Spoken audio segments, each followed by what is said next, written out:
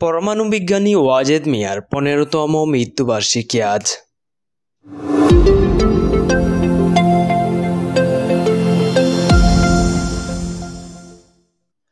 আজ বৃহস্পতিবার 9 মে দেশবরেণ্য পরমাণু বিজ্ঞানী ও প্রধানমন্ত্রী শেখ হাসিনার স্বামী ডক্টর এম.এ. ওয়াজেদ মিয়ার 15তম মৃত্যুবার্ষিকী। 1942 সালের 16 ফেব্রুয়ারি লালদিঘির ফতেহপুর গ্রামের এক সম্ভ্রান্ত মুসলিম পরিবারে জন্মগ্রহণ করেন তিনি। 2009 সালের 9 মে তিনি মৃত্যুবরণ করেন। পিতা আব্দুল কাদের মিয়া ও মাতা ময়জুন নেসার 4 পুত্র ও 3 কন্যার মধ্যে তিনি ছিলেন সর্বকনিষ্ঠ। পরমাণু বিজ্ঞানী ওয়াজেদ মিয়া 1967 সালের 17 নভেম্বর বঙ্গবন্ধুর জ্যেষ্ঠ কন্যা বর্তমান প্রধানমন্ত্রী শেখ হাসিনার সঙ্গে বিবাহ বন্ধনে আবদ্ধ হন।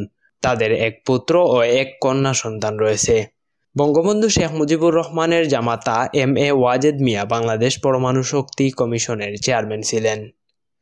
1961 সালে তিনি ঢাকা বিশ্ববিদ্যালয়ের পদার্থবিজ্ঞান বিভাগে স্নাতক পরীক্ষায় এবং 1962 সালে স্নাতকোত্তর পরীক্ষায় প্রথম শ্রেণীতে কৃতিত্বের সঙ্গে উত্তীর্ণ হন।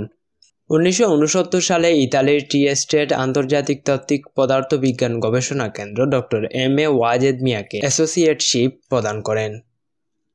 2009 সালের 9 মে তিনি মৃত্যুবরণ করেন। মৃত্যুর পর ডক্টর এম.এ. ওয়াজেদ মিয়ার শেষ ইচ্ছা অনুযায়ী তাকে পীরগঞ্জ উপজেলার ফতেহপুর গ্রামে তার মা বাবার কবরের পাশে দাফন করা হয়। ওয়াজেদ মিয়ার মৃত্যুবার্ষিকী উপলক্ষে আজ বিকেল 3:30টায় রাজধানীর মোহাম্মদপুর টাউন হলে বিজ্ঞানী ডক্টর এম.এ. ওয়াজেদ মিয়া স্মৃতি পাঠাগার এর পক্ষ থেকে আলোচনা সভা ও স্মরণ সভার আয়োজন করা হয়েছে।